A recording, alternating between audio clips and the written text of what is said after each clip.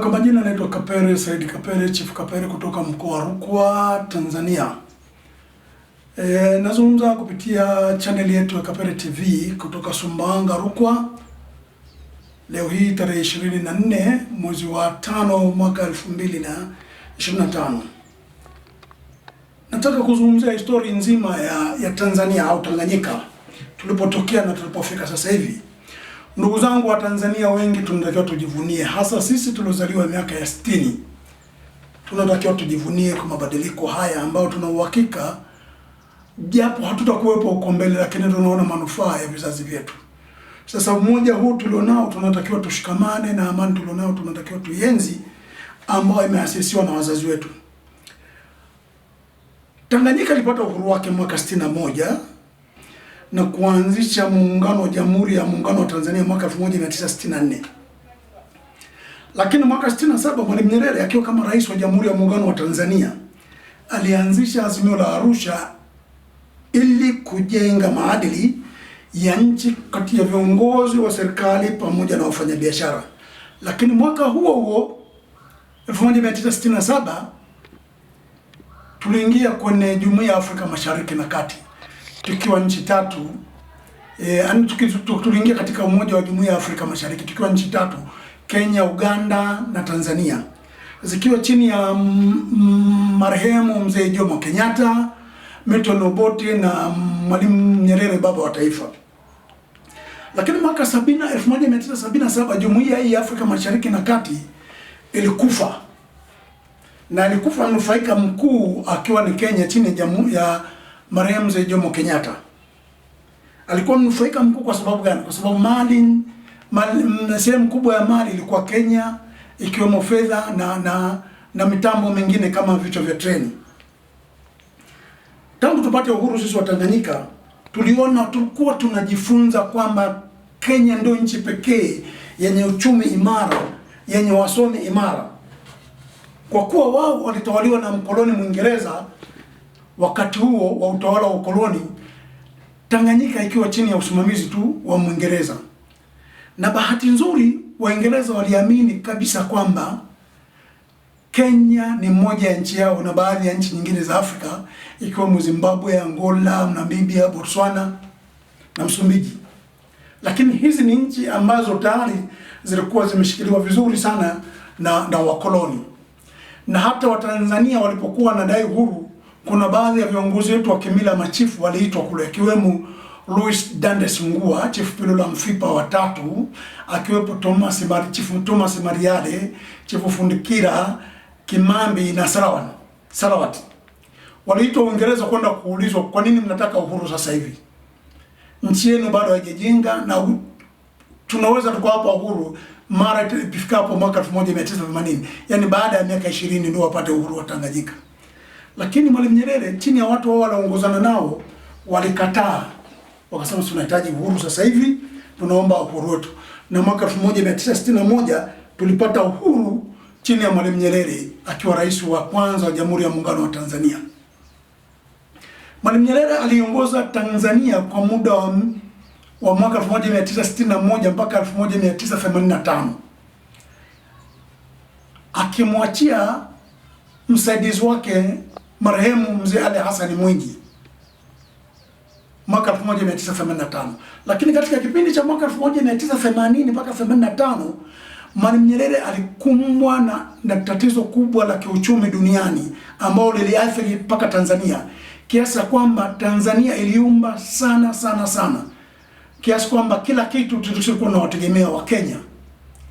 Sabuni ya kufua nguo tulikuwa tunategemea Kenya, sabuni ya kuoga tunategemea Kenya, dawa mswaki tulikuwa tunategemea Kenya, madawa kama Aspro, dawa ya kichwa tulikuwa tunategemea Kenya, viatu tunategemea Kenya. Sehemu kubwa ya viwanda vyetu ambavyo vilikuwa ni viwanda vya serikali kama Bora, kiwanda cha sigara, viwanda vya nguo kama Matex, vyote hivi viliyumba kutokana na serikali kutokuwa na mitaji ya kutosha na wasomi wengi wa kutosha. Kwa hiyo serikali iliyumba sana kiuchumi. Na kwa kuwa kulikuwa na mdororo wa uchumi mwaka 1980, serikali ya Tanzania nayo ikawa imeyumba kiasi ya kufanya Watanzania wakawa wanachekwa na Wakenya kuonekana kama ni taifa duni, taifa maskini na taifa lisiloendelea. Na ilifikia mahali mpaka kituo chao kikuu cha redio ya taifa KBC, Watanzania wakati ule walikuwa wanavaa viatu vinaitwa katambuga. Katambuga ni viatu vile wanavyovaa Wamasai sasa hivi mnavyoona. Ndio vilikuwa viatu vya Watanzania. Kiasi kwamba kwenye kituo cha redio cha KBC walikuwa wanazungumza, wanafanyana dhihaka kwa dhihaka wa Tanzania kwamba ni nchi gani inavaa matairi ya gari. Mwingine anajibu Tanzania, wanacheka wanafurahi. Tulikuwa kuna umaskini mkubwa kiasi kwamba tulikuwa tuna uwezo wa kujikwamua. Baada ya Mwalimu Nyerere kuona hali hiyo imekuwa ni ngumu sana, akaona nahitaji usaidizi sana, mimi nimechoka, umri umekwenda, nahitaji kupata msaada zaidi ili kuwepo na mabadiliko. Ndipo alipomwachia marehemu Mzee Ali Hassan Mwinyi. Marehemu Mzee Ali Hassan Mwinyi alichukua serikali ya Jamhuri ya Muungano wa Tanzania mwaka 1985, hali ikiwa mbaya ya nchi hii, kiuchumi, kielimu, kimaisha, watu walikuwa katika hali duni sana. Lakini mzee huyu kwa busara zake akaona hapana, tumeshawekewa vikwazo na jumuiya za kimataifa ikiwemo World Bank, IMF na taasisi nyingine za kifedha. Akaona haina jinsi, ni lazima tubinafsishe viwanda vyetu vya serikali kwenda kwenye sekta binafsi. Mzee huyu alifanya kwa uthubutu mkubwa, japo Mwalimu Nyerere alimwambia sasa nataka kuiuza nchi. Lakini huyu mzee kwa jopo lake, urais ni taasisi, kama tunavyosema urais ni taasisi, sio mtu peke yake, lazima pawe na mjadala mkubwa sana. Alibadilisha nchi kutoka mwaka 1985 kuingia kwenye uchumi huria kwa kubinafsisha baadhi ya viwanda na kuwa viwanda vya watu binafsi ili wapate kuwekeza fedha zao hapo na kuwekeza, yani kuwekeza mitaji yao hapo pamoja na kuwekeza wataalamu, kwa sababu wao ndio waliweza kuajiri kuliko serikali. Lakini baada ya mwaka 1985 anguko jingine la mwaka 1990 la kiuchumi likatokea tena, kiasi kwamba nchi ya Tanzania iliumba sana. Katika nchi ambazo zilikuwa hazina uwezo katika Afrika Mashariki ni Tanzania, na tulichekwa sana na jirani zetu wa Kenya. Lakini wa Kenya hao wanasahau wakati wa vita ya Mau Mau watu wao walikimbia kuja Tanzania, na wengi wao waliletwa huku mkoa wa Rukwa, sehemu moja inaitwa Kipande hapo au Kilangala. Kwa Wanarukwa wanajua Kilangala ni sehemu gani, na hapo walizaliana. Zipo familia ambazo tunazijua mpaka leo za kina Mzee Waithaka, kina Mzee Kasata, Mzee Waikonyo, ziko hapo na wamezaliana, hawana pa kwenda, kurudi Kenya hawamfahamu mtu yote, ni wa Tanzania. Lakini mabadiliko ya kiuchumi haya ya mwaka 85 na azimio la Zanzibar lililotengeneza kwamba twende kwenye uchumi huria la mwaka 1992 ndilo lilokwenda kubadilisha Watanzania. Kweli tumekuwa chini ya Wakenya kielimu, kibiashara, lakini ndani ya miaka 15-20 Watanzania wamebadilika na uchumi umeanza kutengemaa kiasi kwamba wenzetu sasa hivi wanatuonea wivu. Wakenya tusidanganyane, hii vita yote tunaopigana nao ni vita ya kiuchumi. Mabadiliko ya kiuchumi ndani ya nchi ya Tanzania yamewaathiri sana Wakenya. Uwekezaji ulioko ndani ya Tanzania umewaathiri sana Wakenya, kiasi kwamba wao zamani ilikuwa mpaka mlima Kilimanjaro wanasema ni mali yao, kwa sababu tulikuwa hatuna wasomi, hatuna wenye pesa. Ilionekana bila kusimama Mwalimu Nyerere hakuna mtu mwingine anaweza kusimama. Lakini nini nataka kusema? Watanzania, hebu tuone tukiwa wamoja. Umoja ni muhimu sana katika nchi hii. Umoja utatengenezwa na sisi wenyewe wa Tanzania, hautengenezwi na majirani zetu, hautengenezwi na Wakenya, wala hautengenezwi na Mganda, wala hautengenezwi na Mzambia, wala Mnyarwanda ambaye anaweza kutuletea umoja ndani ya nchi hii. Ni sisi wa Tanzania wenyewe kusimama kama mmoja na kuleta umoja ndani ya nchi yetu na amani yetu. Uchaguzi ni kitu cha mpito. Uchaguzi ni kitu cha mpito, na kisitufanye sisi tukavurugana kiasi kwamba amani yetu kaweza kupotea. Ni kitu cha muhimu sana sana sana. Mabadiliko ya kiuchumi ndani ya nchi yanakwenda kuzishtua nchi nyingine duniani ikiwemo jirani zetu. Leo hii wa Tanzania kuna uwekezaji mkubwa sana kwenye kilimo, kuna uwekezaji mkubwa sana kwenye sekta ya elimu, na sasa hivi kuna uchumi jumuishi, uchumi shirikishi na uchumi shindani ambao unakuja ndani ya nchi ya Tanzania. Kwa kushirikisha uchumi kwenye mazingira ya nchi hii, kwenye elimu, kwenda kuwekeza kwenye elimu nchi ndio mkombozi mkubwa wa nchi hii, na hasa kutunza mazingira yetu. Tujiangalie sana katika mazingira yetu. Ardhi yetu sisi ni ya muhimu sana. Bila kuwekeza kwenye ardhi, miaka 20-30 ijayo watoto wetu watakuwa ni manamba au ni watumwa ndani ya watu waliowekeza katika ardhi. Tuwekeze sasa katika ardhi. Nini nataka kusema? Kwamba amani yetu ni muhimu na umoja wetu ni muhimu sana kwa Watanzania. Lakini sisi rais wetu ni mwanamke. Mwanamke huyu watu wengi hawamjui Mama Samia ni nani. Mama Samia ni msomi, tena msomi wa uchumi. Kasoma Manchester University. Mama Samia kasoma Harvard kule Marekani. Mama Samia ni mmoja wa watu waliotunga ilani ya uchaguzi tangu mwaka 2000 mpaka 2025. Miaka 25 yumo ndani ya Chama cha Mapinduzi, na ni katika watu watunga ilani ya uchaguzi na sera ya Chama cha Mapinduzi. Kwa ni mama jasiri, na ni mama ambaye alikuwa katika Umoja wa Mataifa anashughulikia swala la umaskini wa kina mama, ambao leo wakina mama wanakopesheka kwa mitaji ambayo inaaminika na serikali ya Jamhuri ya Tanzania na taasisi nyingine za kifedha.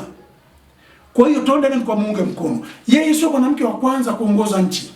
Walikuwepo kina Mandela Naike, walikuwepo kina Golda Meir, walikuwepo kina Mama Indira Gandhi. Kwa hiyo Mama Samia sio mtu wa kwanza kuongoza nchi wa Tanzania. Leo hii sisi kwenye kilimo tunajidai ni shauri ya uwekezaji kwenye kilimo. Sisi ni wa pili katika Afrika katika uzalishaji wa mahindi. Na mikoa inayozalisha mahindi ni Ruvuma ya kwanza, ya pili ni mkoa wa Rukwa. Sisi tuna hifadhi kubwa ya taifa ya chakula. Tunao uwezo wa kulisha ukanda huu wa Afrika Mashariki na Kati kwa chakula. Sisi ni wa pili katika Afrika katika uzalishaji wa tumbaku.